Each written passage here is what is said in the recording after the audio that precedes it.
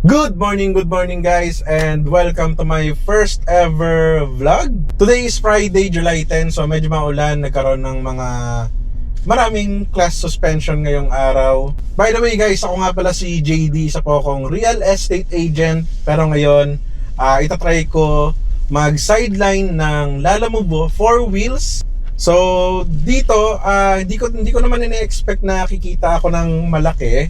Gusto ko lang itry kung ano bang feeling na mag-deliver ng mga items. And malay natin, pag nakita kong medyo okay yung income, magtuloy-tuloy tayo. Pero yun nga, hindi ko naman na-expect na magiging malaki yung kita natin.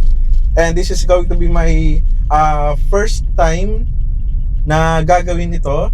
So, bahala na si Lord, di ba? So, taga Cavite pala ako guys. So, siguro mga Cavite bookings lang din yung mga kukunin natin. Siguro mga Cavite, Muntinlupa. Pero siguro hindi tayo makakarating ng Manila kasi ayoko talaga mag-drive dun eh. Hindi ko alam kung bakit. So, as you can see, hindi pa ako naka-BS kasi susunduin ko muna yung aking asawa bago ako mag-start ng delivery kasi isasama ko siya. Para, hindi ko alam eh, kabado kasi ako eh. So ayun, hope you watch this video guys, and then kung may time kayo, please subscribe na din and like nyo na rin itong video. And then kung naghahanap ka naman ng property or ng house and lot na rent-own through Pag-ibig or bank financing, pwede mong i-visit yung aking Facebook page at yung aking TikTok account. So may mga vlogs ako dyan kung saan nagpi-feature ako ng mga available house and lot dito sa Cavite and Las Piñas City. So ayun, I guess stop ko muna yung video and then skip ko na lang kapag mag-uumpisa na tayo ng ating delivery. Okay? So ayun guys, waiting tayo ng booking. Kamaingay be. So ayun guys, may nakuha na tayong booking, Las Piñas to 13 Martires, Cavite. So pick upin na natin yon. So estimate time of arrival natin is 25 minutes, 7.5 kilometers from pickup location. Hi, good morning po. Hello po. Hi, good morning. O kayo sa ano po to, Lalamove? Yes, kuya. Bali, ito po yung pickup ma'am nung yung ukay items. Nandito na po ako ma'am sa may sa may San Benedicto sa Metro Core. Red at blue na gate, kuya. Red blue na gate. Red blue na gate. Okay po. Ito na po ata, nakita ko na po. So ayun guys, papunta na tayo ng 13 Martires, Cavite. 32 kilometers daw sabi ni Google Map, and then 1 hour and 16 minutes. So naka-priority siya, priority booking. So di tayo pwedeng mag-double book dito.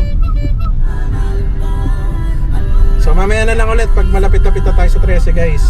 So yun guys, nandito na tayo sa may General Trias, Barangay Pasong Camachiles. So 36 minutes away pa tayo dun sa ating drop-off location.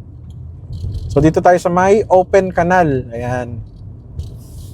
Tapos malapit na nating madaanan yung ginagawang SM General Trias, which is yung pinakamalaking SM dito sa Calabarzon. So hindi lang dito sa Cavite, buong Calabarzon. Ayan Mio, yung ginagawang SM Gen 3. Ayan.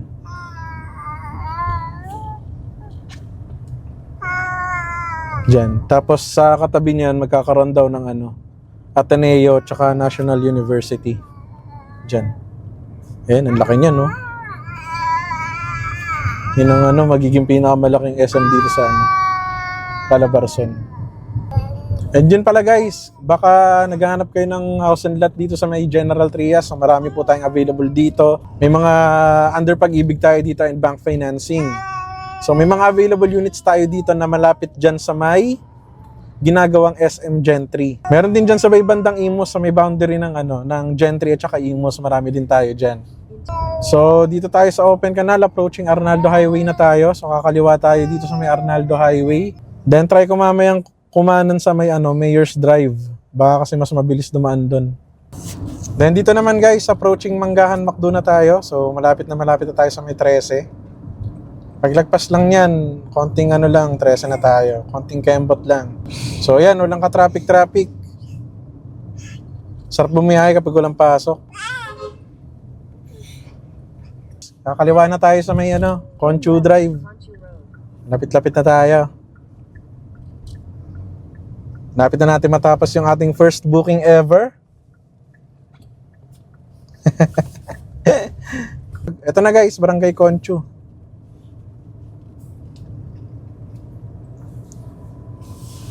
So yung first booking natin guys, as Lalamove 4-wheel delivery, priority booking siya. Hindi ko sure kapag akala ko 'di ba guys, pag naka-priority na 'yon. Hindi siya pwedeng i-double booking kasi nga rush order siya, kailangan mahatid agad. Hindi ko na testing ayoko i-try Baka makapag-book tayo ng another booking tapos di naman natin makuha ng maayos. So okay na yung isang booking lang muna tayo. And then later after namin mag-lunch, try namin mag-isa pa or dalawa. Siguro mga 3 booking lang muna. Try lang natin kung ano ba yung feel or yung experience ba. Then tatansyahin natin kung worth it ba siya. Ito, di ba? Medyo kaliwat. Ano pala tanda? Iba yan? Kabila pala. Head southwest, then turn right.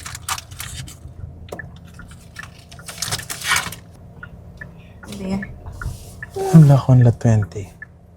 19 ito.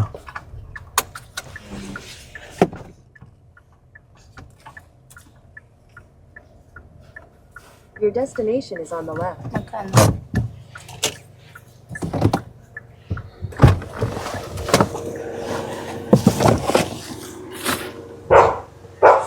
Hello po.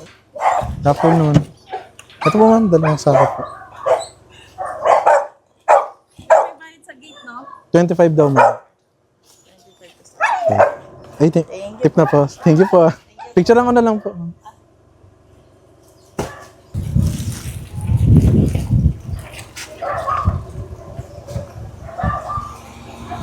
Picture ko na lang po ma'am.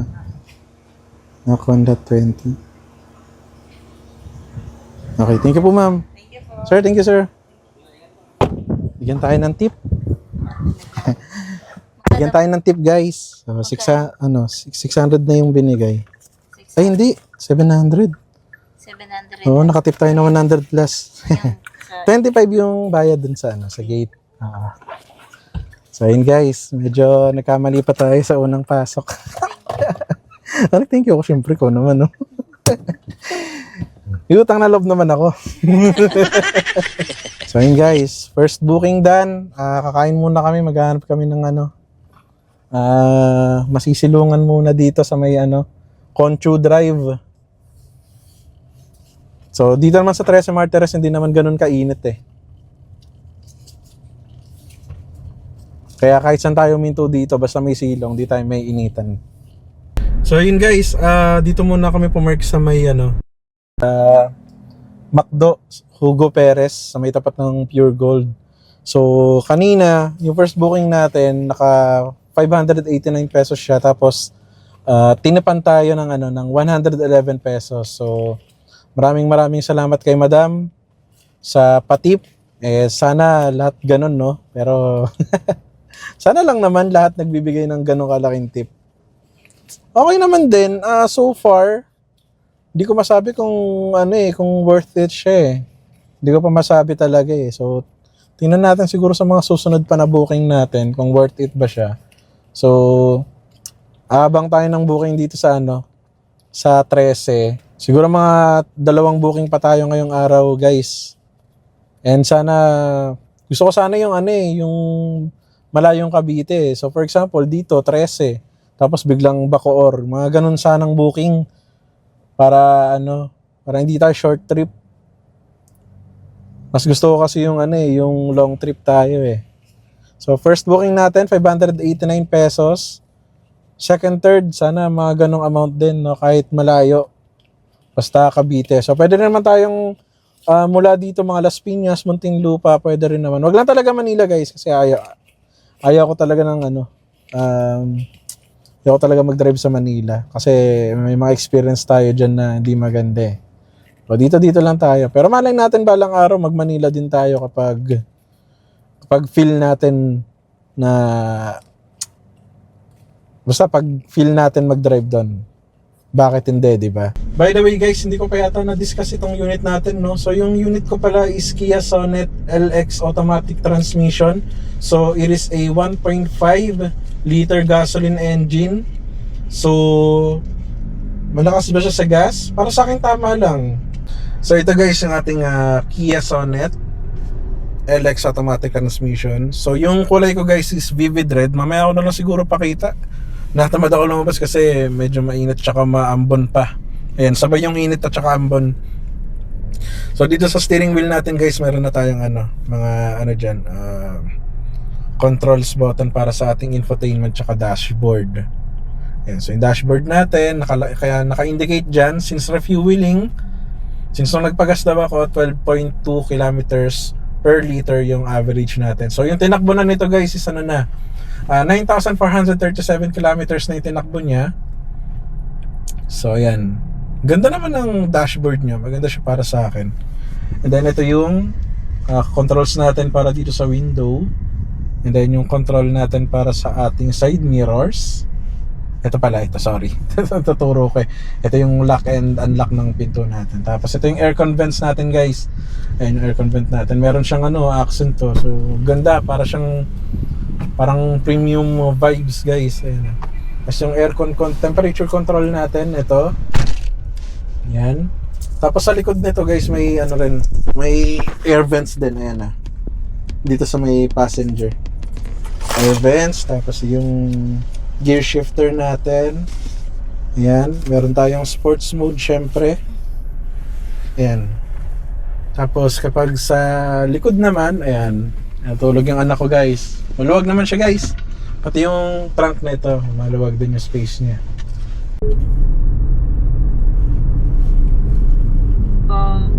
Hello? Hello? Hi, good afternoon po. Lala Move po ito. Ay, nandyan na po kayo, sir, sa labas? Papunta pa lang po ako ma'am sa pick-up location. Ko-confirm ko lang ma'am yung item po na ipapadeliver. Cake po, sir, cake. Cake, ilang cake ma'am? Isa lang po. Isa lang po, sir, isang box. Bali ang drop off po natin ma'am, Tagaytay, no? Opo, sir. Okay, sige Yun po. Sige po. Sige, papunta na po ako ma'am dyan. Ayun po lang po kayo. Sige po. Apo, thank you. Tawag na lang ako ma'am pag malapit na po ako ha. Yo guys, yun. So, tapos na kami mag-lunch. May nakuha kaming booking sa may Dasma. So, cake yung pipick upin namin. So, tingnan natin guys. Second booking, Dasma to Tagaytay. Let's go! Hello? Hello po? Nandyan na po kayo, sir? Ito, baked meat po kayo ma'am?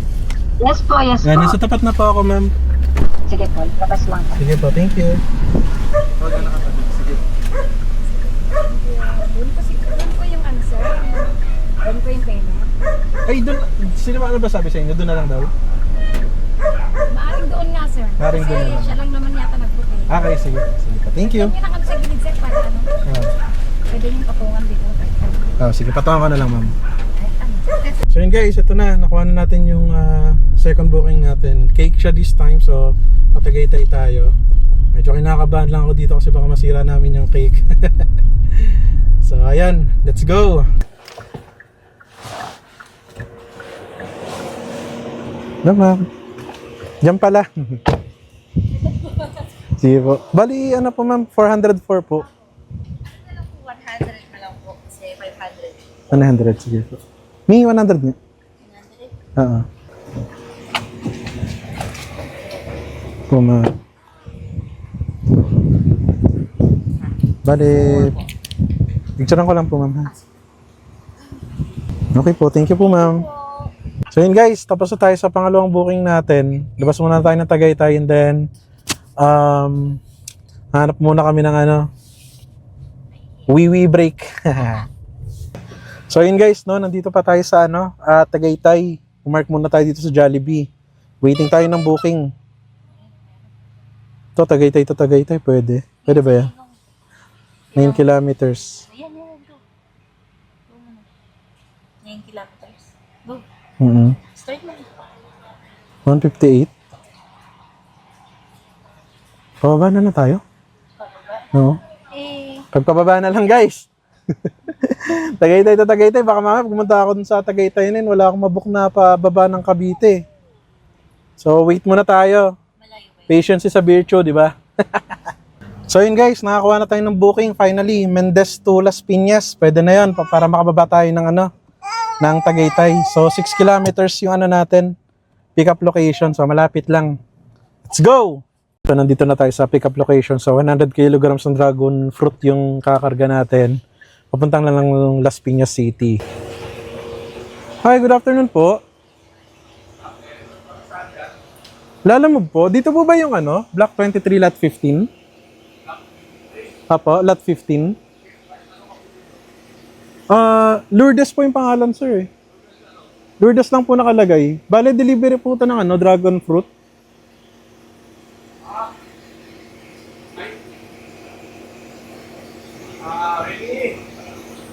So ayun guys, at tingnan natin kung makapag-book tayo ng Las Piñas to Cavite kasi lugi kapag di kami magbo-book. Tapos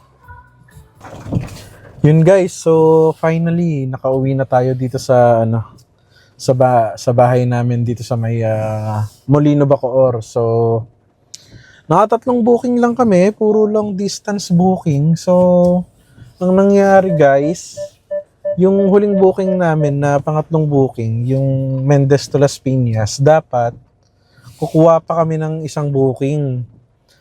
Ang daming papasok na booking kaya lang walang papasok na booking na na Las Piñas to dito man lang sa Bacoor. So parang kakahintay, tinamad na kami. So nag-decide na lang kami na umuwi na. So hinatid ko yung mag-ina ko muna dun sa GMA, tapos ako umuwi muna ako dito sa Molino kasi weekend. Pag weekend kasi usually meron kaming mga client na tinitripping para magtingin ng mga bahay. So ayun, magkano ba kinita natin ngayong araw? So yun guys, so sa puro long distance na booking natin, ito yung kinita natin na yan, 1,222.15. Pero syempre may commission dyan sila lang mo. Ang talagang nakuha lang natin dyan is 988. Check ko O 959. So 959 yung nakuha natin na malinis plus tip na 111 pesos. So kanina yung first booking natin na Las Piñas to 13, nag-tip. So galante si Madam, nag-tip ng 111 pesos. So ang kinita natin sa unang araw ko ng pagsubok or pag-try ng Lalamove is 1,070. So actually guys, bawi lang yan dun sa pinagas ko. Kasi kanina nagpagas ako ng 1,000. Nagpagas ako half yung tangke. So nung nagpagas ako ng 1,000, umakyat siya dun sa F. So medyo full. Di siya totally full, medyo full lang. So nakauwi ako dito na half ulit yung tank ko. So nabawi ko lang yung gasolina ko. Pero siguro kung dalawa to tatlong booking pa ako, siguro hindi ako lugi. Panalo pa rin ako sa araw na yon or araw na to. So ang na-realize ko sa paglalamove delivery driver, feeling ko hindi kikita dito ng puro single booking lang kasi puro single booking lang yung ginawa ko kasi this is my first time. So siguro sa mga susunod na araw kapag nag-try ulit tayo, baka i-try natin yung mga 2 booking, 3 booking. So ayun, uulitin ko pa ba siya? Pwede, why not? Gusto ko pa rin naman subukan yung mga 2-3 booking So ngayon, nabawi ko lang yung pinanggas ko. Pero yun nga, dahil nga pumunta pa ako ng GMA, bumalik sa half tank. Pero siguro kung sinulit ko yung araw na to, yung pa kami, kasi may kasama akong bata, iniisip ko yung anak ko baka sobrang ma-board na sa sa dito sa sasakyan Kaya nung tinamad kami, nakapag-decide kami na iuwi na para naman hindi ganon ma-board ng sobra. So ayun guys, di ko alam kung paano tatapusin tong vlog na to pero maraming salamat kung ikaw ay nanood hanggang matapos itong video na to. And pasensya na kung ganito lang yung quality ng video natin, ganito yung quality ng edit natin. Ganito, try pa lang naman to eh. So, hindi natin alam. Pasensya na kasi hindi ko na videohan yung mga pag-pick up ng mga item ng maayos kasi yung camera ko is naka standby lang talaga dito sa ano ko, sa harap ng sasakyan. Pero di ko lang alam kung kailan ko uulitin to. Siguro mga next week na. So sana panoorin nyo pa rin. Pero ayun nga, kung naghahanap kayo guys ng house and lot, yun talaga yung pinakatrabaho ko is real estate agent. Ito, tinry ko lang, baka pwedeng gawing extra income. So, unfortunately, nabawi ko lang yung gas kasi nga hindi ko sinulit yung araw na to. Hindi ko sinulit yung gas na 1,000 na pinanggas ko kaninang umaga. So, ayun. Kung naghanap nga kayo ng house and lot, pwede nyo akong i-message sa aking Facebook account. Ipa-flash ko guys sa screen yung aking Facebook page. Diyan, may mga papapanood kayong house and lot dyan na fini-feature ko dito sa Cavite and Las Piñas City. Medyo pricey nga lang yung mga house and lot na ino-offer natin kasi ganun talaga guys, wala nang mura dito sa ano eh. Wala nang mura na malapit lang eh. So, kailangan natin lumayo-layo ng konti. So, kung gusto nyo makamura, meron tayo sa 13, Naik, yan, meron tayo sa mga ganyan, mga pwedeng pag-ibig na naglalaro ng 9,000 to 14,000 monthly sa pag-ibig. So, yun guys, again, di ko lang paano tatapusin itong video na to, pero yun nga, salamat sa panonood guys. Good night. See you sa susunod. Have a good one. Bye.